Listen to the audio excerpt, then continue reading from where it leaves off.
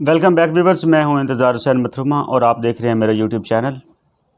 आज की जो वीडियो है इसमें मैं डिस्कस करूंगा आ टेल ऑफ टू सिटीज़ में कौन कौन सा सिंबल यूज़ हुआ है और वो कौन कौन सी चीज़ को रिप्रेजेंट कर रहा है। यानी symbolism in a tale of two cities by Charles Dickens. आपको पता है ये चार्ल्स डिकन्स का नावल है a tale of two cities. English literature के स्टूडेंट्स के लिए ये बहुत अहमियत का हामिल है क्योंकि ये बीएस ऑनर में भी इंक्लूड है, एम इंग्लिश में भी इंक्लूड है और जब भी कोई कम्पिटिटिव एग्ज़ाम होता है तो उसमें भी इससे रिलेटेड लाजमी कुछ ना कुछ क्वेश्चन जो है वो पूछा जाता है। और इसकी अगर हम बात करें तो ये फ्रेंच रेवोल्यूशन के ऊपर बेस कर रहा है, उसको रिप्रेजेंट कर रहा है। तो वो इंसिडेंट, वो चीज़ें इसके अंदर जो है वो दिखाई गई हैं। तो इस तरह इस नावल को जब भी आप लोग पढ़ें तो फ्रेंच रेवोल्यूशन की जो हिस्ट्री है, जो बैकग्राउंड है, उसको आपने लाजमी तौर पे एक बार पढ़ लेना है, रीड कर लेना है, ताकि उसको एक रीडिंग देने से आपका जो कंसेप्ट है वो क्लियर हो जाए। तो आज हम देखते हैं कि इसके अंदर सिंबल कौन कौन सा यूज़ हुआ है और वो किस किस चीज़ को कैसे कैसे रिप्रेजेंट कर रहा है। तो अगर इन चीज़ों को, सिंबल्स को आपके सामने ज़बानी बताया जाए, डिस्कस किया जाए, तो पॉसिबिलिटी है कि वो सही प्रॉपर तरीके के साथ डिस्कस नहीं होगा। इसके लिए चलते हैं कंप्यूटर की स्क्रीन के ऊपर, ताकि आपको वॉइस के साथ साथ रिटन फॉर्म में रिटन मटेरियल जो है वो भी आपको नज़र आता रहे, ताकि आप चीज़ों को जो है वो सुनने के साथ साथ राइट डाउन भी कर सकें, चीज़ों को देख कर साथ नोट भी कर सकें। तो इंग्लिश लिटरेचर के स्टूडेंट्स के पास नोट्स का होना बहुत ज़रूरी है। तो आप अपने नोट्स साथ साथ बनाना शुरू करें, कापी पेंसिल निकालें और वीडियो को देखना स्टार्ट कर दें। तो चलते हैं कंप्यूटर स्क्रीन की तरफ। अगर हम इसको देखें, symbols in a tale of two cities, तो इस वीडियो में इसको डिटेल के साथ देखते हैं। If you have read or are now reading Dickens novel, you probably realize that reading a novel from another time with a different style of language can be challenging. There are words and phrases, place names, and expressions for which you have little frame of reference. You might find that you have to look up some facts in order to make sense of the tale. But luckily, the symbols used are not hard to understand once you have a few facts at hand. तो जब आप किसी novel को देखते हैं जो कि उस टाइम फ्रेम का नहीं होता, तो उसको अंडरस्टैंड करना डेफिनेटली एक मुश्किल काम होता है, क्योंकि उसके लिए आपको बैकग्राउंड का नॉलेज होना ज़रूरी है। जब तक आपको बैकग्राउंड का नॉलेज नहीं पता होता, आपको एग्जैक्टली वो चीज़ों की जो प्रॉपर अंडरस्टैंडिंग है वो नहीं हो पाती। तो इसलिए जो नावल जिसका एक हिस्टोरिकल बैकग्राउंड होता है, उसके लिए आपको वहाँ पे बैक से हिस्ट्री को अंडरस्टैंड करना भी जो है वो ज़रूरी हो जाता है। इसलिए उस टाइम फ्रेम को अंडरस्टैंड करना जो है वो मस्ट होता है। तो इसके सिंबल्स की अगर हम बात करें तो इसका जो फर्स्ट सिंबल है, the wine cask. Early in the book we encounters the wine shop of monsieur and madame Defarge, who play a larger role later in the narrative।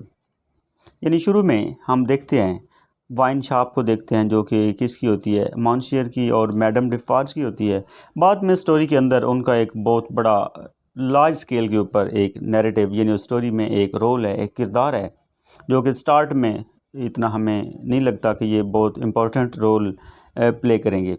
The first time we meet them, the event is the breaking of a full wine cask in the street in front of their shop। यानी first introduction उनका तब होता है जब हम देखते हैं कि उनकी शॉप के बिल्कुल सामने वाइन से भरा एक कास्क जो है वो स्ट्रीट के अंदर, गली के अंदर टूट जाता है और उसकी सारी की सारी शराब जो है वो आसपास सड़क के ऊपर गली के अंदर फैल जाती है। और वहाँ से मुख्तलिफ लोग जो हैं वो उसको शराब को आकर हाथों के साथ ऐसे पीना शुरू कर देते हैं जैसे कि उन्होंने ज़िंदगी में पहली और आखिरी बार पी रहे हैं। तो ये जो चीज़ है ये वहाँ की पॉवर्टी को शो कर रही है, वहाँ की गुर्बत को दिखा रही है। और डेफिनेटली जब यहाँ पे ज़्यादा गुर्बत है तो इसका मतलब एक्सप्लॉयटेशन हो रही थी वहाँ पे.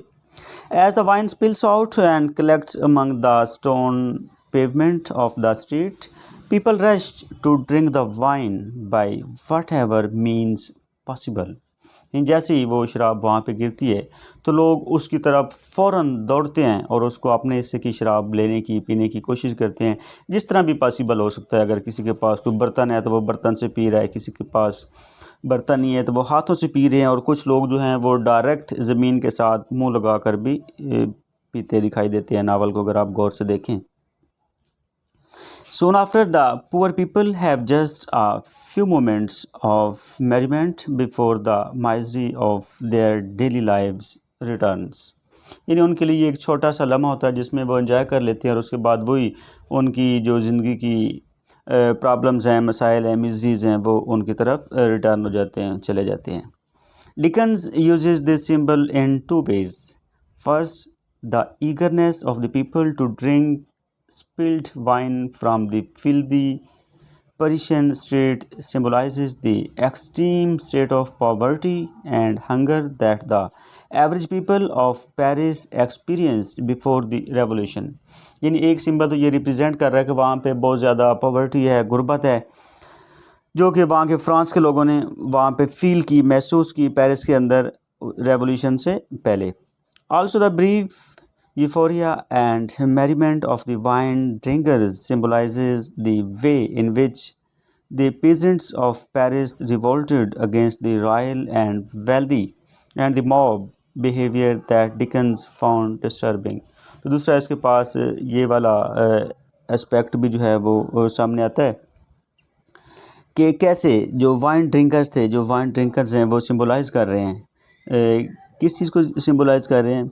Peasants of Paris revolted against the royal, यानी कि जो वेल्दी लोग थे, जो रॉयल पीपल थे, जो अपर क्लास के थे, उनके अगेंस्ट, उनके ख़िलाफ़ कैसे जो आम लोग थे, जो किसान थे, उन्होंने रिवोल्ट किया और उनके साथ दिखाया गया कि कैसे यानी जो मॉब है, जो हजूम है, वो कैसे रिएक्ट कर रहा है. तो ये जो रिएक्शन है मॉब का, हजूम का, लोगों का, ये बेसिकली डिकन्स के लिए जो है वो बड़ा डिस्टर्बिंग है. उसने इसको कोई एंजॉय नहीं किया. उसके बाद नेक्स्ट अगर हम सिंबल की बात करें तो हमारे पास है knitting. Shortly after this scene when we first meet madame Defarge, she is described as knitting quietly while other events go on around her. Later in the story, we know that she is actually one of the main villains of the story and that her knitting has a sinister aspect. We later discover that she is knitting a registry of all who are enemies of the revolution. तो बाद में madam डिफॉज को देखा गया कि वो वहाँ पे खड़ी होकर वो निटिंग कर रही थी, यानी बुन रही होती है कोई चीज़ें, और वो आम तौर पर ये नज़र आ रहा होता है कि ये एक मतलब नॉर्मल सी चीज़ है, नॉर्मल सा एस्पेक्ट है कि वो अपनी चीज़ें जो है वो बुन रही है. लेकिन टाइम के साथ साथ बाद में पता चलता है कि वो निटिंग बेसिकली जो है वहाँ पे वो उन लोगों के नाम नोट कर रही होती है, लिख रही होती है अपनी निटिंग के ज़रिए, जो कि एनिमीज़ होते हैं, जो कि दुश्मन होते हैं. यानी वो वहाँ पे अपनी सिक्रेसी भी कायम रखती है और अपना साथ साथ काम करती रहती है. लोगों को लगता है कि वो निटिंग कर रही है लेकिन वो अपना काम कर रही होती है. Another symbolic use of the idea of knitting is that of the Fates from Greek mythology. These goddesses were in charge of weaving the threads of life that determined each child's lot in life. They also determined the time of death in some way. Madame Defarge is knitting the fate of doomed men of France as she knits their names into her registry. तो इसके अलावा इसका दूसरा aspect ये है कि वो जो गॉडेस है, जो एक वहाँ पे एक कंसेप्ट है कि जो गॉडेस हैं वो लोगों के नाम जो हैं वो लिखती हैं, लोगों की किस्मत लिखती हैं बच्चों की. इस तरह ये मैडम जो है ये जब लोगों की मतलब वो नाम लिख रही हैं तो इसका मतलब ये है कि ये लोगों की किस्मत लिख रही हैं, क्योंकि इनके रिएक्शन से, इसके नाम लिखने से, नोट करने से बाद में बहुत से लोगों की जो किस्मत है वो चेंज हो गई थी. उसके बाद अगला हमारे पास जो सिंबल है वो है शू making. Shoes and the making of shoes enter the story in one simple way and one more complex way. Have you ever had some period of your life when everything seemed at its worst? During that time, you may have turned to some simple activity to distract you from misery and maintain sanity. This is how The unfortunate Dr. Manet survived so many years of false imprisonment by learning the trade of making shoes। तो इसमें शू making वाला जो concept है, जो idea है, वो भी symbolize कर रहा है कि कैसे लोग जो हैं वो जब एक ये डॉक्टर मैनेट एक ऐसी ज़िंदगी गुजार रहा था प्रिजन के अंदर जो कि उसके लिए नहीं थी, उसने किया नहीं था वो कसूर, वो जुर्म उसने नहीं किया था। तो अपनी सैनिटी, अपनी उस सिचुएशन से बाहर निकलने के लिए वो किसी एक एक्टिविटी में था, वो कोई काम कर रहा था कि उसको पूरा टाइम ऑल द टाइम जो है वो मेंटली टॉर्चर ना मिले। तो अपने मेंटली टॉर्चर से अवॉइड करने के लिए, बचने के लिए वो शू मेकिंग जो है वो एक काफ़ी अरसे तक, लंबे अरसे तक जो है वो करता रहा था। तो ये थे हमारे पास सिंबल जो कि इसके अंदर यूज़ हुए हैं। उम्मीद है आपको इनकी समझ आ गई होगी। अगर आप न्यू कमर हैं और आपने मेरा चैनल सब्सक्राइब नहीं किया हुआ तो आप चैनल सब्सक्राइब कर लें, ताकि अगली वीडियोज़ भी जो हैं वो आप तक पहुँचती रहें। तो मिलते हैं अगली वीडियो में, अपना ख्याल रखिएगा। अल्लाह हाफ़िज़।